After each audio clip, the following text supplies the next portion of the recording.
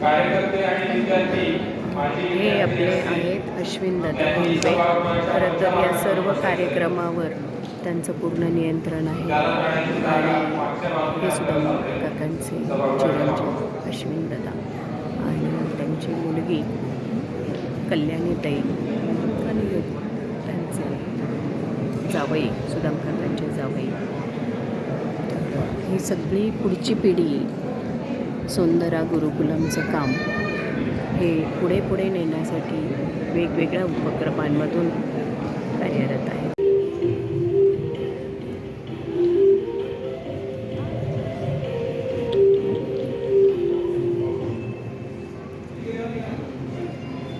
कार्यक्रमाचं उद्घाटन करताना पहिलेच उल्लेख केला होता त्याप्रमाणे आज अभिनव पद्धत पर्यावरण स्नेही पद्धत आपण वापरलेली आहे.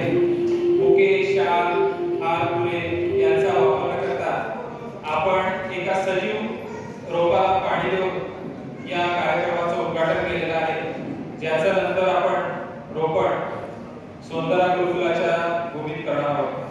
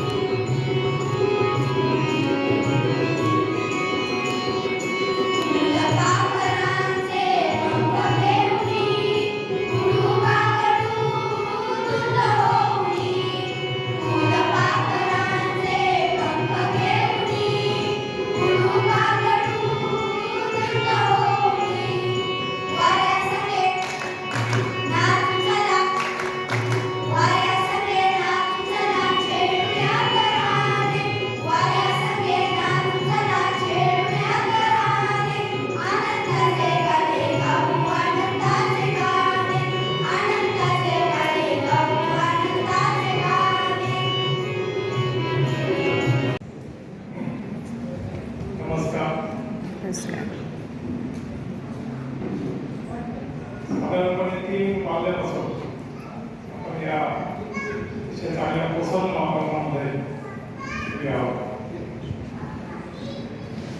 साथी म्हणून काहीतरी कृतज्ञता व्यक्त करावी, त्यांनी मदत करावी या उद्देशाने आपण आजची ही प्रदर्शनी पाहिली. बरेच शिक्षणप्रेमी मंडळी आहे ज्यांनी आपल्या बसलेली होती. या सगळ्या शिक्षणप्रेमी मंडळींना आपण एकत्र करतो आणि या शिक्षणामध्ये आणखी आपल्याला काय गोष्टी करता येईल, आणखी काय या विद्यार्थ्यांसाठी जोपासना करता येईल, विभागपूर्ण शिक्षण आपल्याला कसं या विद्यार्थ्यांना देता येईल, अशा प्रकारचं आपण चर्चा करत असतो, चिंतन करत असतो आणि त्याचा प्रयत्न या गुरुकुलाचा नेहमीच असतो. तर ती जोमाने करतात, त्यांची मुळे समस्येच्या कातळाला भेटून जमिनीत खोल शिरतात आणि त्यांच्या फांद्या ध्येयाच्या आकारात उंच उंच धरू लागतात. शिक्षणाच्या माध्यमातून माणूस घडवण्याचे कार्य पुढे गेले आहे. मुलांसाठी शिकण्याच्या जागा उभ्या करत आहात. हे कार्य अधिक सक्षम होण्यासाठी आपण शिकत राहण्याची वृत्ती जपली आहे. आपल्या या योगदानाबद्दल कृतज्ञतापूर्वक सोंडी सन्मान प्रदान करताना आम्हाला अत्यंत आनंद आणि समाधान वाटते. सुदाम काकांच्यामुळं आणि आदरणीय साहेबांच्यामुळं 2 वेळा मला नानाजी देशमुख साहेबांचं दर्शन झालं. माझं त्यांचं दर्शन घेतलं 2 कार्यक्रमामध्ये, एक बीडला आले होते आणि दुसरे पुण्याला आले होते. त्याही वेळेस मी आलो आणि जे काही वाचन त्यांच्याबद्दल माझं झालं त्याच्यातून मी त्यांचा बाळहट ध्यान झालेलो. बरोबर नाही, कधीही स्वतःबद्दल मला वाटतं त्यांनी स्तुतीही करून घेतली नसेल आणि त्यांना ती करायची आवडायची नाही. एकदम सरळ मार्गी फक्त आणि फक्त काम आणि कामच करणं. सगळ्यांनी टाळ्या वाजवून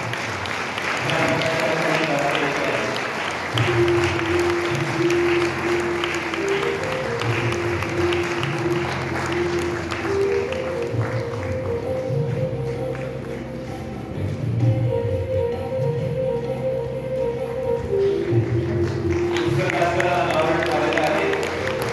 लोकांकडून आपण बघू शकाल.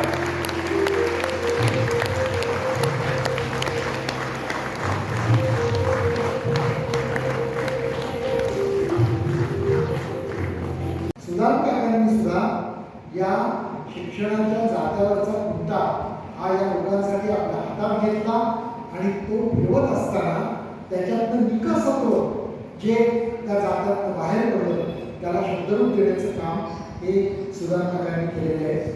या पुस्तकाच्या निर्मितीमध्ये ज्या लोकांचा सहभाग झालेला आहे त्यांचा नामनिर्देश मी फक्त माझ्या भाषणामध्ये करतो. बाकीचे सगळे मुद्दे ते आत्तापर्यंतच्या या चित्रफितीमध्ये आणि नंतरच्या हप्त्यांमध्ये आधीच्या परिसंवादामध्ये आपल्यापर्यंत पोहोचलेच आहेत. जसं सोच समजणे वालों को थोडी नादानी दे मौला असं सुरुवातीच्या एका गाण्यामध्ये मला वाटतं साहित्याने सांगितलं. अशी नादानी एका ग्रहस्थाने केली आणि डोंबिवलीतनं डोंगरीला प्रयाण केलं. त्या ग्रहस्थाचं नाव महेश खरे आणि त्यांच्या सौंचं नाव पूनम खरे. त्या जोडप्यानी आपलं डोंबिवलीतलं आयुष्य हे बाजूला सारलं, डोंगरीमध्ये प्रयाण केलं आणि त्यांच्याच प्रयत्नांनी ही संहिता ही राजहंसकडे आली. त्यातला काही भाग लॉकडाऊनच्या काळामध्ये सुटासुटाला चालू आला होता आणि आता हे पुस्तक आम्ही छापायला घेतोय. त्याच्यावरती तुम्ही काहीतरी अभिप्राय लिहा म्हणून आश्वती पुन्हा सगळी संहिता माझ्याकडे वाचायला पाठवली. त्या पुस्तकाच्या प्रकाशनाच्या निमित्ताने आज जो परिसंवाद झाला त्याचं शीर्षक हृदय के शिक्षा असं होतं. बाहेर प्रदर्शनात पाहिलं ते वाक्य पूर्ण करायचं झालं तर हृदय की शिक्षा आहे, शिक्षाचा हृदय असं ते वाक्य. तर हे उत्तमता म्हणजे काय असतं? विद्यार्थ्यांना, पालकांना, शिक्षकांना विचारलं तुमच्या मनात उत्तमता म्हणजे काय काय आहे? आणि मी अशी यादीच तयार केली की उत्तमता म्हणजे काय? उत्तमता म्हणजे स्वच्छता, उत्तमता म्हणजे सौंदर्य दृष्टी, उत्तमता म्हणजे भेसळ नसलेली शुद्धता, उत्तमता म्हणजे शब्दपाळ, वेळपाळ, अचूकता, तत्परता, नियोजन, प्रत्येक संभाव्य अडचणीवर आधीच शोधून ठेवलेलं उत्तर, कमीत कमी वेळात काम करणे, कामगिरीतले सातत्य, प्रयोगशीलता, नवीन कल्पनांचे स्वागत, यंत्रणा ठप्प होण्यापूर्वीच देखभालीची व्यवस्था, सतत प्रशिक्षण, प्रत्येक कामाला प्रणाली व्यक्ती तयार ठेवणे अशी मोठी यादी तयार झाली. तज्ञ मंडळी उत्तमता म्हणजे त्याची आणखी भर घालू शकते, पण शाळा, गुरुकुल, सहनिवास, वसतिगृह याची व्यवस्था करणाऱ्यांना ही सुद्धा यादी भरपूर गमावणारी आहे असं मला वाटतं. हे सगळं करायचं म्हणजे या सगळ्या कामाची सवय लागावी लागते आणि अशी सवय लागली की तिची वृत्ती होते.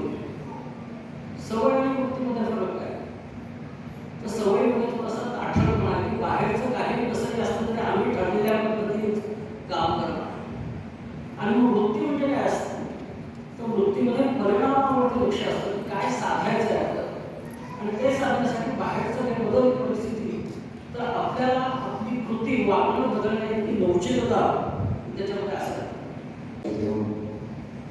गावामध्ये शाळा कशी चालू केली आणि गुरुकुल पद्धतीनं 4 कोटातली शाळा आज जवळपास 300 मुलांचं वसतिगृह शाळा एकत्र आहे. हे खूप रेव्होल्युशनरी काम हे आणि सुरत काकांनी केलेलं आहे. मला अश्विनजी मगाशी सांगत होते या कार्यक्रमाला जी पहिली मुलं शिकायला येत होती ती देखील काही मुलं लागली आणि जीवन घडवायचं शिक्षक हे या शाळेत येतात. मला खरंच आनंद झाला की या कार्यक्रमाला मला माझं आंबेगावला जायचं दुपारचं वेळ होतं. आयोजकांनी सांगितलं की संध्याकाळी जाऊन ती मीटिंग उद्यावर ठेवली आणि जी माझ्या मनात आहे की अशी काहीतरी संस्था उभी करायची भविष्य काळामध्ये असं मी प्लॅनिंग करत होतो. पण तिथे मला ते शिकायला मिळालं की कशा संघर्षात म्हणजे कोणी ॲल्युमिनियमचं पातेलं दिलं, कशी दगडाची चूक होती, विंचू आणि त्यातनं त्रासातनं कशी शाळा वगैरे होती. अजून एक अनुभव बघितला की कोरोना काळामध्ये जेव्हा नोटबंदी झाली तेव्हा सुद्धा काकांकडे काही लोक आले की आम्ही तुम्हाला कॅश देतो आणि तुम्ही आम्हाला वळवून द्या पैसे. त्यांनी नम्रपणे नकार दिला. अशी देवाची माणसं होती. त्याच्यामुळं राष्ट्राच्या उभारणीमध्ये प्रत्येकाने त्याचा वाटा उचलला पाहिजे. आणि मी देखील बेकर एज्युकेशन सोसायटीचा विद्यार्थी आहे. सातारा युनिव्हर्सिटीमध्ये पुण्यात बागेमध्ये होतो. त्याचा काही प्लॅन करता आला लिव्हर त्याच्यासाठी काही करता आलं तर खूप वेगळं काम उभं करता येईल.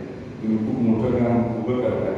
त्याच्यामध्ये फुलाची पाडवे आणि हातभार लावून आदरणीय सुदाम काकांनी जे काम चालू केलेलं आहे आणि अशी पुढे येऊन जात आहे. नक्कीच बीडीजी आणि आम्ही सगळे सहभागी आणि मला देखील सर्व सुंदर असं केलेलं आहे आणि त्याच्यासाठी सौंदर्य गुरुकुलाचे सर्व कार्यकर्ते ते खूप आभार कष्ट घेत होते बरीच महिने. त्यामुळे प्रथमतः त्यांचं सगळ्यांचं खूप मनापासून कौतुक करण्यासाठी आपण सौंदर्याला ऐकू जाईल इतक्या जोरात काळाचा वेळ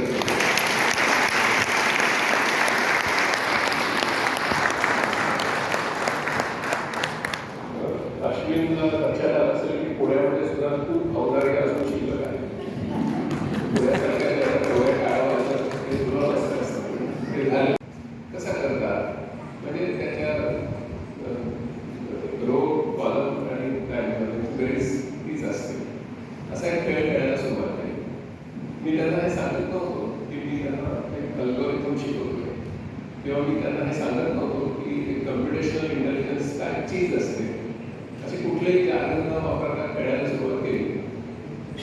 मी तुम्हाला सांगतो की त्या मुलांनी माझ्याबरोबर तो अल्गोरिथम कन्स्ट्रक्ट करायला सुरुवात केली आणि थोड्या वेळामध्ये आम्ही मॅजिक स्क्वेअर तयार केला. मग मी म्हटलं की 5x5 झाला तर 7x7चं करता येईल का, 9x9चं करता येईल का. असं करत करत आमचे मोठमोठे मॅजिक स्क्वेअर त्या बोर्डावर आणि बोर्डाच्या बाहेर माझी जरा उंची जास्त असल्यामुळे खाली बसत बसत बसत चिरकेच आहे पण तो मॅजिक स्क्वेअर असे होत आहे. त्याच्यामुळे तिकडच्या शिक्षण पद्धतीमध्ये माझ्या लक्षात आलं की त्या काळापासून म्हणजे त्या काळामध्ये ज्ञानरचना मानाची फार अशी सार्वत्रिक चर्चा होत नसेल. अशा काळात सुद्धा त्याची तत्व मला तिथे बघायला मिळाली होती की आता आपल्याला AI असं सांगतो आहे की ज्या तुमच्या निखळ अंगभूत तत्तन अशा मानवी क्षमता ज्या आहेत त्यांचा आता विकास करा. मी जे करू शकतो ते तुम्ही करण्याच्या भानगडीत पडू नका कारण त्याच्यात तुमचा पराभव कळा. म्हणजे AI आपल्याला असं सांगतोय की तुमचा माणूस म्हणून तुम्ही काय आहात त्याचा पुनर्शोध काय. कारण तुम्ही 20व्या शतकातल्या आणि त्याच्या आधीच्या 19व्या-20व्या शतकातल्या औद्योगिकीकरणामुळे तुम्ही सगळे यंत्र बनले आहात. तुमची शिक्षण व्यवस्था तुम्हाला अधिकाधिक चांगलं आणि अधिकाधिक कार्यक्षम असं यंत्र बनवत आहे. आणि तसेच जर तुम्ही यंत्र बनत राहिला तर तुम्हाला नक्की नोकऱ्या मिळणार नाही असं मी तुम्हाला सांगत आहे. असा AI चा संदेश. AI सांगतो आहे की मला जे जमतं ते तुम्हाला जमत नाही कारण तुमच्यामध्ये निखळ अशा वेगळ्या क्षमता आहेत माझ्यापेक्षा वेगळ्या आणि मला जे जमतं ते तुम्हाला जमत नाही. त्याच्यामुळे आपण दोघे एक टिकाऊ अशी भागीदारी करूया. आपण सप्लिमेंटरी नाही आहोत आपण कॉम्प्लिमेंटरी आहोत. म्हणजे आपली एकमेकांना आपण कुस्ती जोडत नसून आपण परस्पर पूरक आहोत. हा AIचा संदेश आहे. आणि त्याहीपेक्षा पलीकडची एक गोष्ट महत्वाची की लक्षात घेतली पाहिजे की माणसांना बुद्धिमत्तेच्या पलीकडच्या अनेक क्षमता लाभलेल्या असतात आणि त्याच्याशी तर यांची अजिबातच कॉम्पिटिशन नाही. म्हणजे उदाहरणार्थ सर्जनशीलता हा बुद्धिमत्तेचा भाग नाही. एम्पथी, आत्मानुभूती हा बुद्धिमत्तेचा भाग नाही. सहानुभूती हा बुद्धिमत्तेचा भाग नाही. शहाणपण, विस्डम हा बुद्धिमत्तेचा भाग नाही. प्रतिभा हा बुद्धिमत्तेचा भाग नाही. किंवा आपण सौंदर्याच्या एकंदर शिक्षणाच्या मॉडेलकडे बघितलं तर असं वाटतं की कोणीतरी खूप बुद्धाचं तत्त्वज्ञान आत्मसात केलं आहे आणि बुद्ध म्हणतो की काय मैत्री करा, करुणा, कंपॅशन, म्हणजे दुसऱ्याच्या दुःखाने स्वतः दुःखी नाही व्हायचं, तर दुसऱ्याचे दुःख निवारण करण्यासाठी ठोस अशी कृती करायची.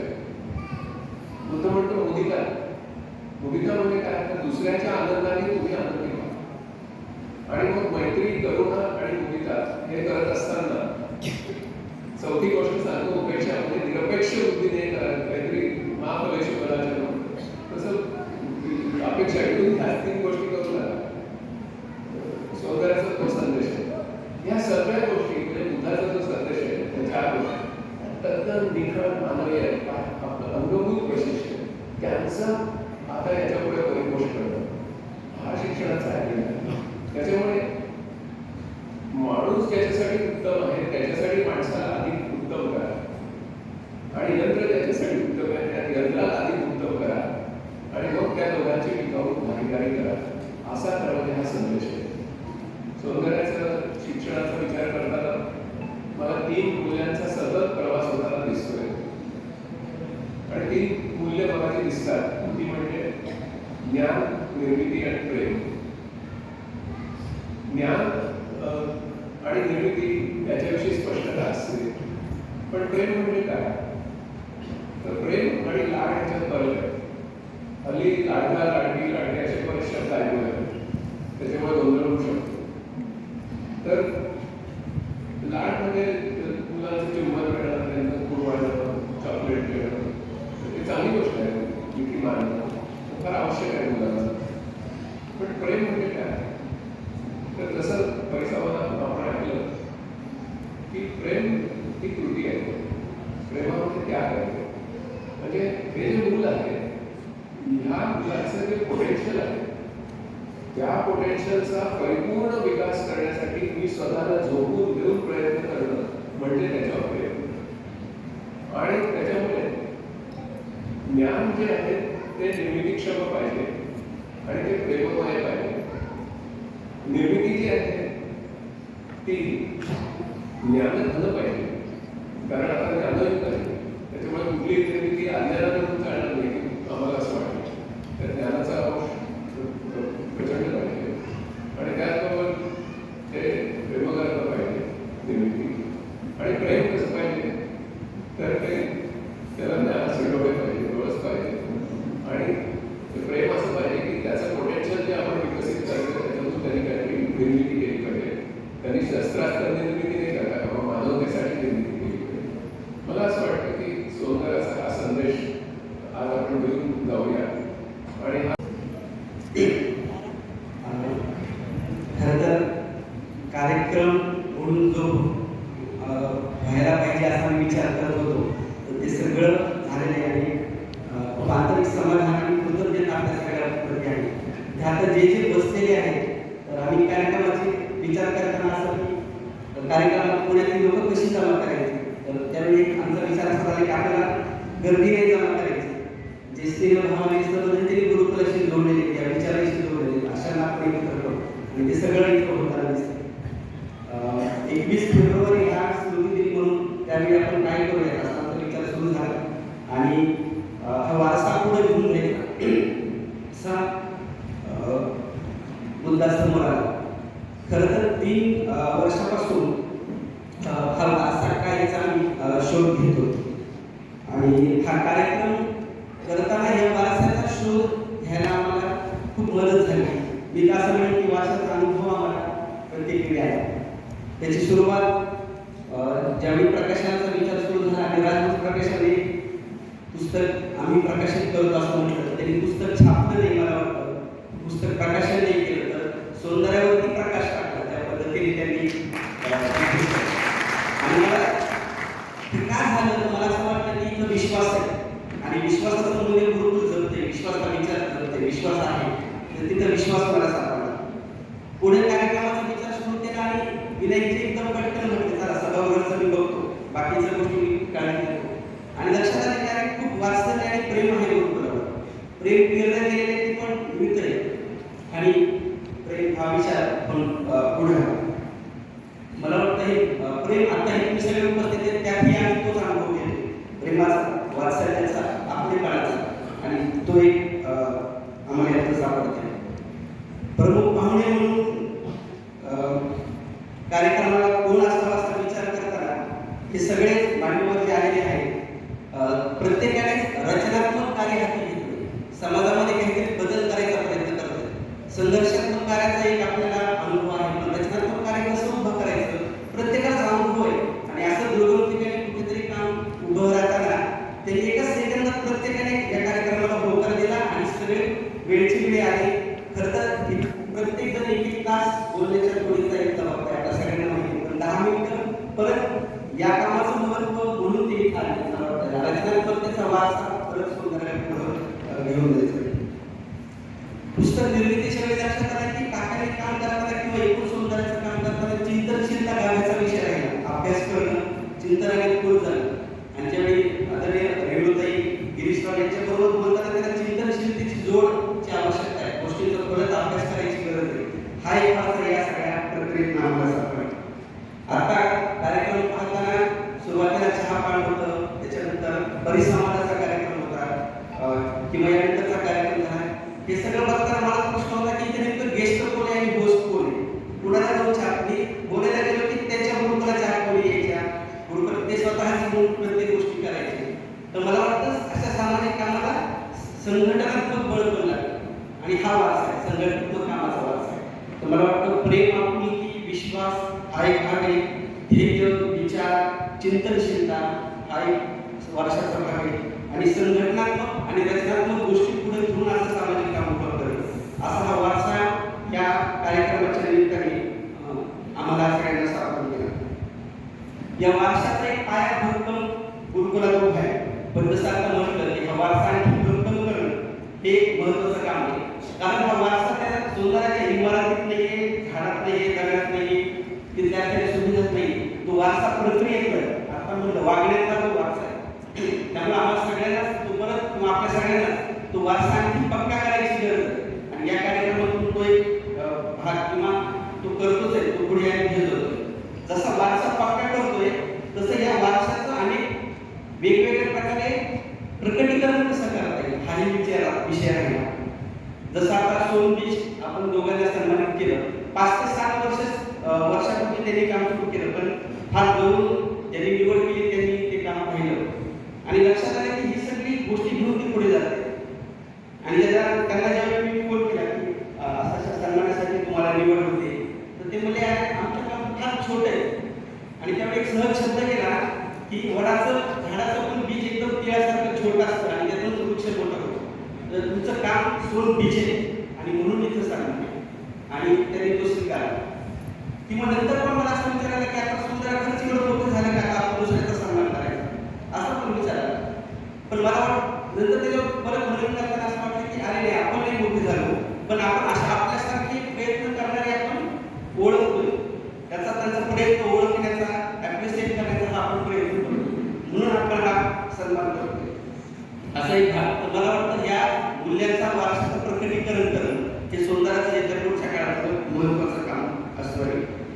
गुरुकुलामध्ये ही काम करताना अशी सोनबीज मुलांपर्यंत पोहोचवण्यासाठी जे काम करतोय त्याच्यात जी सगळी चर्चा झाली त्यातलं मुलांना फक्त शिक्षण नावाला देण्यापेक्षा जीवनातून मार्ग काढणं, जीवनाची दिशा मिळणं या दृष्टीने प्रयोग आता सगळी चर्चा झाली. हृदयकी शिक्षा परिसंवादाच्या निमित्ताने नंतर जे मार्गदर्शन मिळालं त्याच्यावरती पुढं नक्कीच काम होत राहील आणि हे कसं करायचं हा किंवा त्यात आणखी काय करता येईल अनेक प्रश्न घेऊन आता आपण बाहेर पडतोय किंवा आपल्या सोबत घेऊन जातोय. गुरुकुलाचं सगळं काम करताना मला एक रूपक उपमा सुचली ते म्हणजे हे ब्रशचे चित्र काढण्यासारखे आणि आतापर्यंत ज्यांनी सुधाराच्या याच्यात आपण सगळ्यांनी मदत केली, पुढे करताय, हे सगळे आपण ब्रश सारखे. म्हणजे आपण ब्रशने एक चित्र काढतो आणि ज्यावेळी चित्र पूर्ण होतं, रंग भरले जातात, त्यावेळी आपल्याला नंतर तिथं ब्रश दिसत असते, फक्त चित्र दिसतं. आणि हे गुरुकुलाचं काम आहे, हे आपल्या सगळ्यांचं काम आहे. मला वाटतं की हा ब्रश आधी जास्त सक्षम करणं, आणि तो कधी होणार आहे ते मला वाटतं आता गिरीश राव किंवा सगळेच मान्यवर विवेकजी या सगळ्यांनी आपल्या मनामध्ये काहीतरी सोनबीज पेरली की आपण कोणती मूल्यांची पुढे घेऊन जाऊ शकतो. आणि या सोनबीजांना कल्पनी घालत राहणं आपल्या सगळ्यांना हा विचार घेऊन आपण या कार्यक्रमातून जाऊया. या सगळ्या कार्यक्रमाला आपण ज्या सर्वजणी वेळ काढून आली आणि प्रत्येकाने आपुलकीने आणि प्रेमाने वेळ दिला, त्याबद्दल खरोखर मनातून सगळ्यांविषयी कृतज्ञता कायम राहील. आणि आपण सगळेच एकाच परिवारात एकत्र बसलेले मला समोर दिसतात, त्यामुळे धन्यवाद नाही म्हणणार, पण हा कृतज्ञतेचा भाव सोबत घेऊन